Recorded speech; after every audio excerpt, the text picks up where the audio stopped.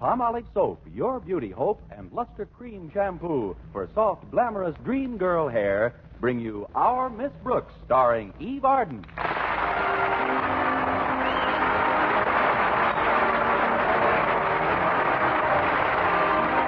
Our Miss Brooks teaches English at Madison High School. And although, like most of our teachers, she possesses a higher-than-average intelligence, she also possesses the higher-than-average curiosity of most of our women, especially when it comes to weighing machines. There's nobody more concerned about the result than a female who has just deposited her penny in the slot. Unless it's the male tub of lard who was on the scale when I got there. This happened last Wednesday after school. I was passing the drugstore and just happened to have a penny on me. Tuesday was payday. So I approached the weighing machine, and like I said, this brewery horse was stomping on the springs. And when he saw his weight on the little card, he looked around the drugstore, then made tracks for a sign saying girdle department. I calmly stepped aboard, and when my card came out, I glanced casually at my weight, chuckled as if to say, how much accuracy can you expect for a cent? And was just about to throw the card away when I noticed my fortune printed on the back. It said, a tall, dark man is coming into your life. Then, of course, I did drop the card. It landed in my purse, and I proceeded on home. By the next morning, I'd forgotten about it completely.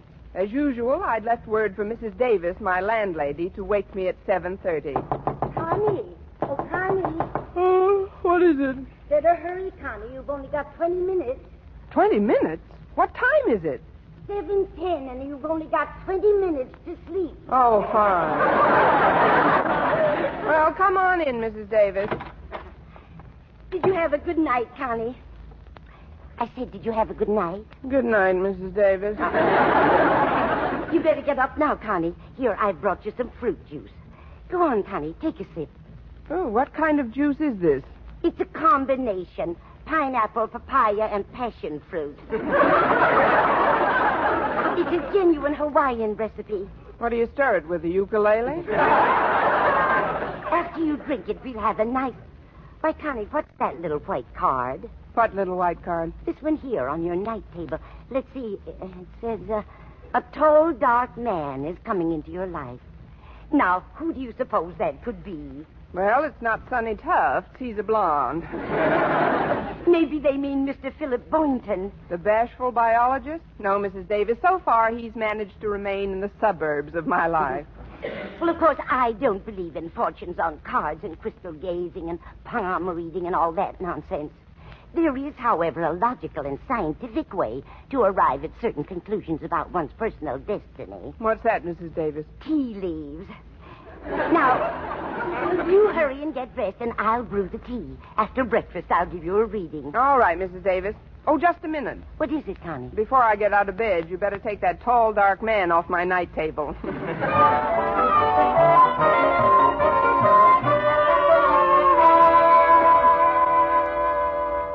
Finished with your tea, Connie? Yes, Mrs. Davis. Let's see now. Where are the leaves? Well, most of them are in my teeth. Here we are. There's plenty left for a reading. First, we revolve the cup 3 times slowly between our hands, then quickly turn it over onto the saucer. There. Well, what do you know? The weight card was right. What? There he is, right there in the cup. The tall, dark man who's coming into your life. Don't tell me you can't see him. Oh, of course. For a minute, I didn't recognize him with all those tea leaves on. This is an amazing coincidence, Connie. I'd like to get another reading, if you don't mind. Oh, not at all, Mrs. Davis. It's always nice to be sure. Well, what do you know about that? I know, he's gone. Left town without even saying goodbye. Connie, be serious. This is an amazing thing I see in this cup. What now, Mrs. Davis? I don't think I should tell you. Why not? Because you're not even married yet. Oh, but I'm a big girl now. I'll have to find out sooner or later. I never would have believed it. 3 of them. 3 tall, dark men? No, Constance. 3 little ones. 3 little dark men? Children. You're going to have 3 children. Well, don't look so shocked, Mrs. Davis. Maybe they're his by a former marriage. No, Connie, they're yours. But how can you keep your job at school if you've got to take care of... Oh, I know. I'll get Mrs. Fletcher. When my niece Bertha had the twins, Mrs. Fletcher took over completely. Oh, now, just a minute, Mrs. Davis. Don't you think Now, it's a little quiet, soon? Connie. You can't prepare too soon for this sort of thing. Now, where did I put Mrs. Fletcher's phone number? I better call... I don't want Mrs. Fletcher. I'll take care of my kids myself. Yes, that's the way you want it, Connie. After all, I'm only trying to be helpful. Oh, I'm sorry, Mrs. Davis. This tea leaf business is pretty fascinating. But I better get ready. Walter Denton's giving me a lift to school again. Oh, is your car in the repair shop, Connie? Yes, it is. What's wrong with it this time? Well, I can't be sure, but I think that Joe, the mechanic, and my car are that way about each other. Every time I try to separate them, the car blows a gasket. Oh, there's Walter now. I'll be right with you, Walter. Oh, before you go, Connie, please do me one favor. Certainly. What is it? Promise me you'll be very careful today. Careful? Oh, you mean about my fortune. Mrs. Davis, I give you my word of honor. I'll let you know in plenty of time to call Mrs. Fletcher.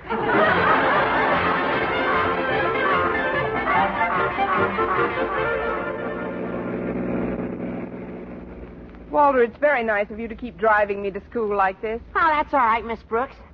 I don't like to take advantage of the fact that because your car is incapacitated and I can jump into the breach now and then, transportation-wise, that is, you can't very well refuse gracefully, but I'm telling you can before I even ask you. That's square enough, isn't it? Square as things since Clyde McCoy.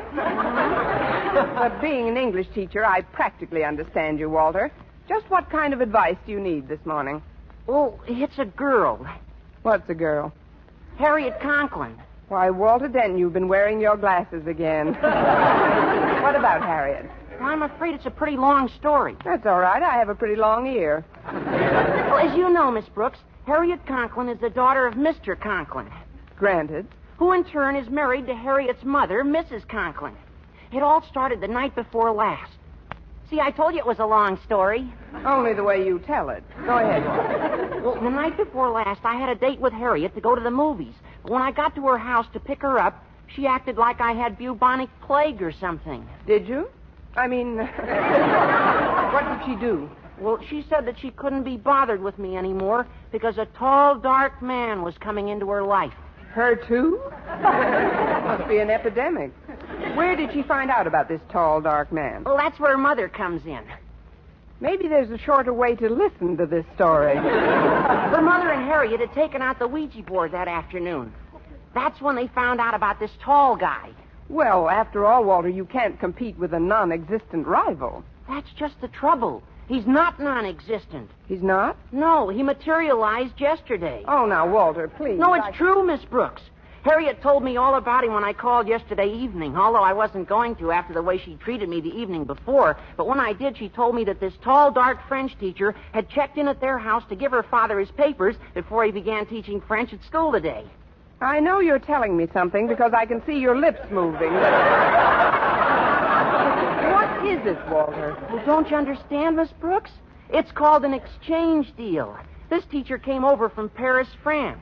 What did we send them? 2 outfielders and a shortstop? Oh, I don't know about that, but I do know that Harriet sounded like this French teacher was a combination of Maurice Chevrolet and... I know. Maurice Chevrolet and Charles Buick. I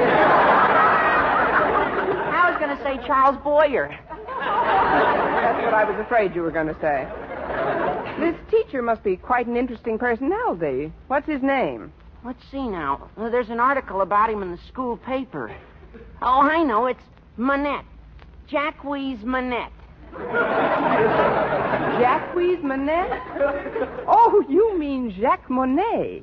Say, that is a romantic-sounding name, all right. I'll bet he's a very nice person. Oh, it's not him I'm worried about. It's Harriet. Since he showed up, she thinks the Ouija board is infallible. The Ouija board? Oh, that's ridiculous. Harriet's much too sensible to... Why, I'm surprised at her. Next thing you know, she'll be having her tea leaves read. 3 children?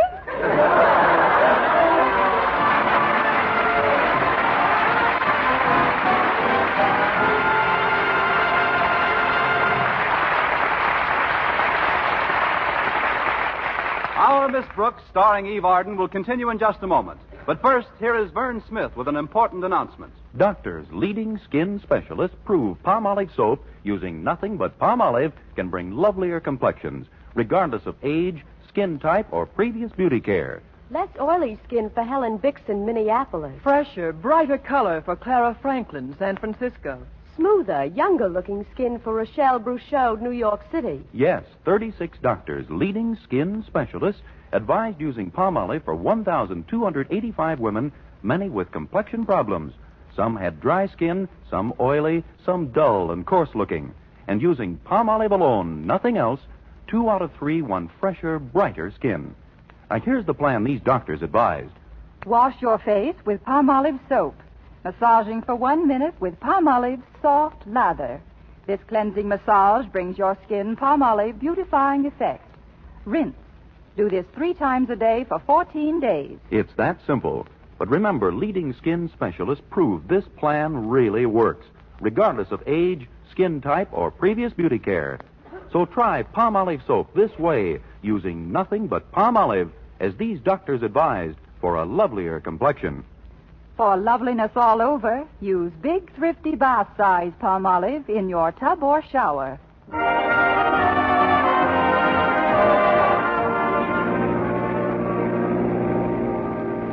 Well, here we are, Miss Brooks. Thanks, Walter, and don't worry too much about losing Harriet's affections. I'm sure the French teacher's just a passing phase in her life. Say, there's Harriet on the steps. I'll go find a place to park. See you later, Miss Brooks. All right, Walter.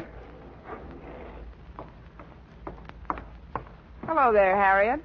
What? Oh, hello, Miss Brooks. You'll have to forgive me if I seem to be in a reverie. I've heard about your Ouija board. I don't care what anybody says, Miss Brooks. There must be something to it. Imagine the very next day, he came along. It's the first time I've ever seen capital letters in conversation. He must be quite attractive. Attractive isn't the word, Miss Brooks. No? What is the word? Heavenly. Super heavenly.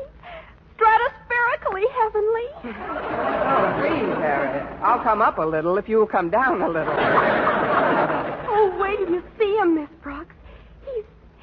He's... Adjust safety belts. Look,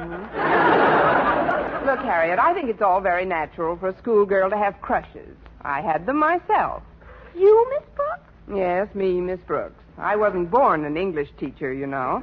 I also think it's perfectly normal for a girl your age to think like a schoolgirl in other ways. But I do say this, and I mean it sincerely, Harriet. You don't have to act like a schoolgirl. Pardonnez-moi, but you are the principal's daughter, Harriet, no? Mais oui, Monsieur Monet, mais oui. Oh, this is Miss Brooks. Miss Brooks, je suis enchanté. That is, I've heard so much about you. But it is, how do you say, understatement. You're so youthful, so lovely. Why, you're like a pupil, not a teacher.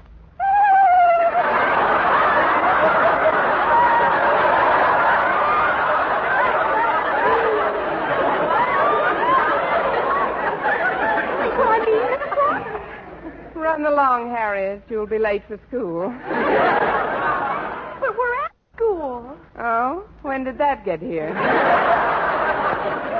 Something is wrong. Wrong? Oh, I should say not, Monsieur Monet. It's just that, well, we don't meet such distinguished visitors every day, and, well, they must have given at least 3 outfielders and 2 shortstops for him. Pardon? Oh, it's just a figure of speech. Oh, and a lovely figure you have, too. Oh, this is a doll. Shall we go into the school, Monsieur Monet? Oui, yes. I have to stop at Monsieur Conklin's office. You show me where it is, huh? No? I show you where is it, yes. I hope Mr. Boynton sees us together. I'll direct Monsieur Monet to Daddy's office, Miss Brooks. Oh, you won't have time, Harriet. You have to freshen up before your class. Freshen up? But I just stepped out of the shower. Then give yourself a rub down. You'll catch cold. This way, monsieur.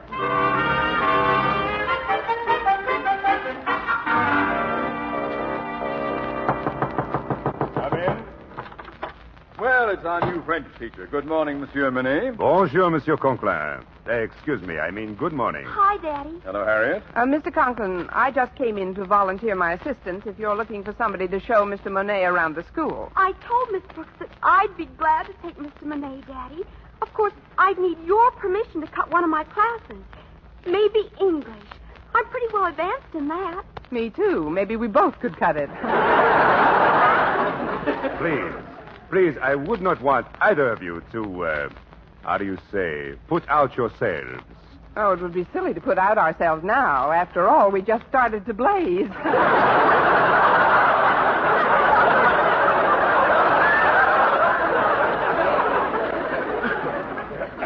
I'm sure I'll be able to show Mr. Monet the rope. But, Daddy, you're too busy. Oh, much too busy, Daddy. I mean... Mr. Conklin, I have a study period coming up in which I don't have want to hear any more about it. I'm sure Mr. Monet wouldn't want us to feel that because of him our entire system was disrupted. Oh, certainly not. I can find my own way about the premises. I'm sure that... Well, in that case, come along, Harriet. You're in my first class, you know. Oh, one moment, Miss Brooks. Would you do me the great honor of perhaps having lunch with me? With pleasure. Oh, but I did have a date with Mr. Boynton. I think I'll keep that date, too. Maybe it'll open his eyes a little. I'll see you in the cafeteria, Mr. Monet. But I thought Mr. Monet was going to have lunch with us. Didn't you tell me you were going to invite him to the house, Daddy? Invite him? Well, I suppose so. Thank you just the same, monsieur, but I would rather not leave the school proper during my first day. Ah, an admirable spirit, Monet. If more of our homegrown teachers had it, Madison High School would be a better place in which to learn something. Something like English, for example. Yes. Well, as the little boy in the Fisk ad says, it's time to retire.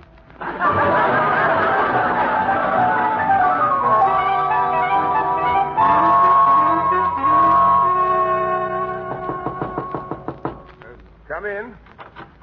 Hello, Mr. Boynton. Oh, it's you, Miss Brooks. How are you today? Fine, thanks. I'm glad I caught you before your class got in. I wanted to ask you about lunch. Oh, I'll be happy to join you. Thanks very much. Oh. Well, I had other plans, but how can I resist an invitation like that? By the way, Mr. Boynton, do you speak any foreign language?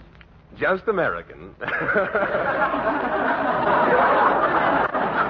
Mr. Boynton, you're getting quite a sense of humor. Must catch it from your frogs. Really, though, do you speak French, for instance? No, I don't. Then you wouldn't know what a French person would be saying to me if he said it in French, would you? No, I wouldn't. Good. This may be a very interesting lunch for all of us. All of us? Yes, you see, there's a new teacher in school. Oh, you mean Jacques Monet? You've met him? Oh, yes. I had to deliver some papers to Mr. Conklin's home yesterday, and he was there. Oh, he's a prince of a chap. We had quite a time together. Be nice to see him again at lunch. Oh, it will. Oh, yes. As a matter of fact, you'll have to apologize to him for me. I'm afraid I'll be a little late. Oh, you will? That's too bad, Mr. Boynton. Why will you be late? Well, it's McDougal here. You know, my bullfrog. He's got me worried, Miss Brooks. It's his throat. He can't seem to croak above a whisper. Oh, that's too bad. Poor McDougal. Hi, Mac. He must have gargled.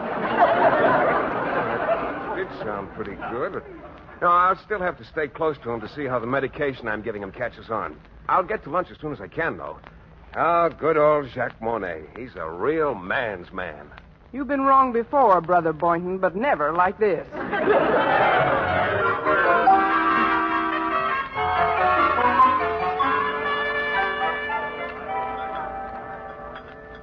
Here's a nice table, Mr. Monet. Let's sit down. Oui. Yes, Miss Brooks. This is certainly a big restaurant. It's a cafeteria, Mr. Monet. Yes. Now then, shall we look at the carte du jour, bill of fare? Bill of fare? Mm-hmm. Oh, you mean menu. They don't have any menus here, Mr. Monet. No? Then how do you select an order? Well, here you don't exactly select an order. You just sort of point and holler. I'll show you in a minute. But first, I'd like to ask a little favor, Mr. Monet. As you know, Mr. Boynton is joining us for lunch. Oh, yes. Yes, fine fellow, Mr. Boynton. A real man's man. On him, it fits. I mean, he is a very nice man, but he's sort of shy. shy. Mm-hmm.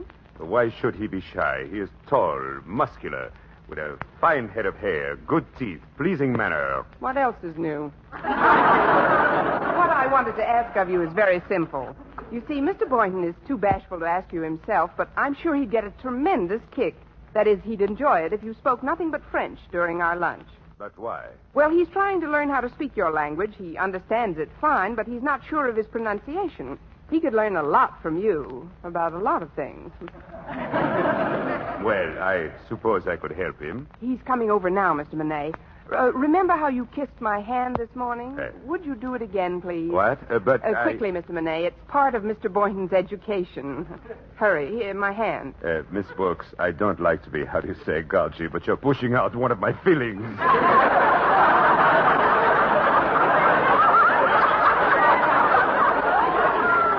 There you are. What's the trouble, Mr. Monet? Got something caught in your teeth? Just an old cuticle of mine. Sit down, Mr. Boynton. Comment ça va aujourd'hui, monsieur? Yeah. How do you like our cafeteria? C'est bon.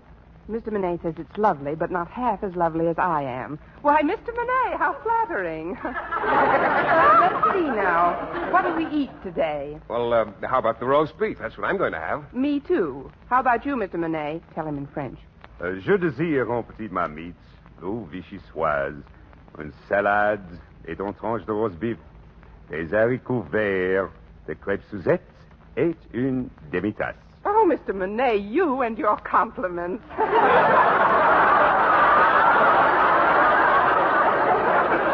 now stop that and tell Mr. Boynton what you want to eat. But I do not understand. Mr. Monet, quel voulez-vous manger? Mr. Boynton, you little spy, you can speak French. Oh, no, I can't, Miss Brooks. Not really. Those are just a few words I picked up when I was in the Army. The Army? You were stationed in New Orleans, and you know it. But near the French Quarter. Well, let us not delay any longer. I don't suppose they have what I really want for lunch. But maybe, eh? Do they ever have frog's legs? What? Oh, don't say it, Mr. Monet. Well, why not? Frog's legs are delicious to eat. Let's all have them, huh? Me? Eat frog's legs? Why, I'd feel like a cannibal. If you'll excuse me, I'm afraid I've lost my appetite. I'll see you later, Miss Brooks. Why would he feel like a cannibal if he ate frog's legs? He is not a frog. Only in some ways is he not a frog, Mr. Monet. But don't worry about Mr. Boynton now. Oh, yes, you're right. You're right, Miss Brooks. You know, in a way, I'm glad we're alone. There is something I would like to ask you. You see, I have been searching for just the right one ever since I come to America. And now, well, I feel that my search is at an end. You are the one I've been searching for. Oh, Mr. Monet.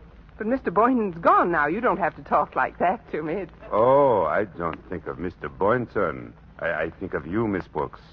Ma chère, Miss Brooks. I have something personal to talk to you about. But right now I'm late for an appointment with Mr. Conklin. Can you meet me someplace, right after school? How about the Casbah? I mean the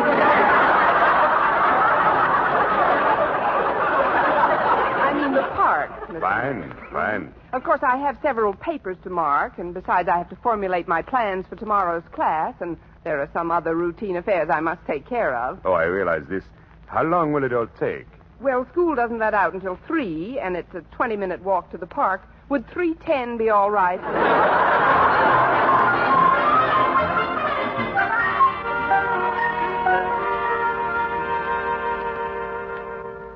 I will come right to the point, Miss Brooks. I have met you here in the park to make you what you call a proposal.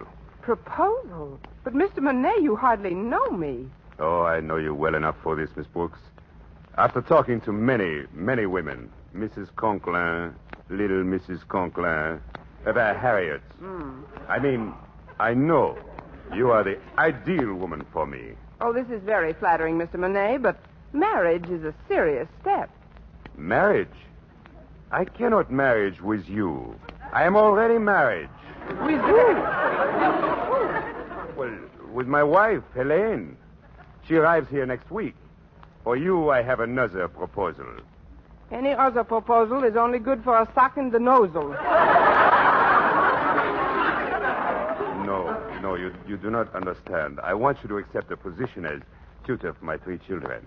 3 children? Oh, Mrs. Davis will love this. Well, they need very badly coaching in English before they can enter school here. And, well, what do you say, Miss Brooks? Will you help us out? Mr. Monet, may I ask you one question? Of course. What is it? Among your children, is there a tall, dark one in the crowd?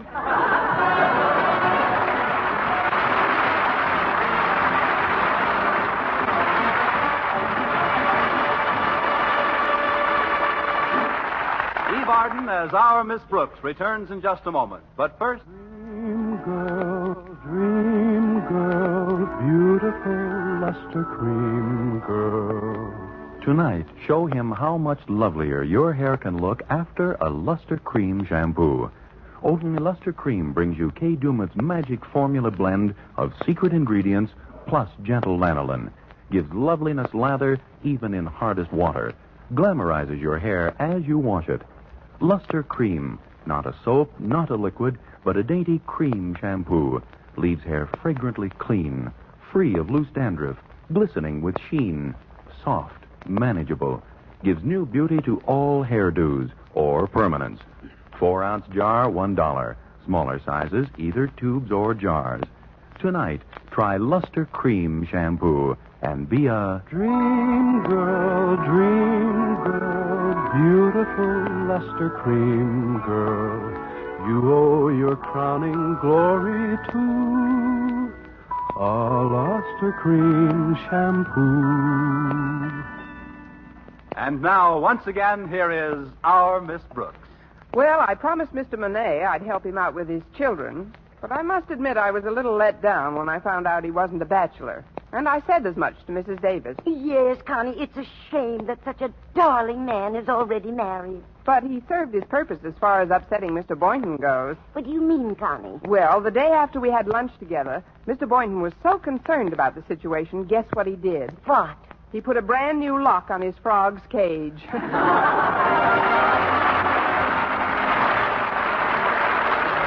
Next week, tune in to another Our Miss Brooks show brought to you by Palmolive Soap, your beauty hope, and Luster Cream shampoo for soft, glamorous dream girl hair. Our Miss Brooks, starring Eve Arden, is produced by Larry Burns, written and directed by Al Lewis, with music by Wilbur Hatch. Mr. Boynton is played by Jeff Chandler, Mr. Conklin by Gail Gordon. Others in tonight's cast were Jane Morgan, Dick Crenna, Gloria McMillan, and Gerald Moore.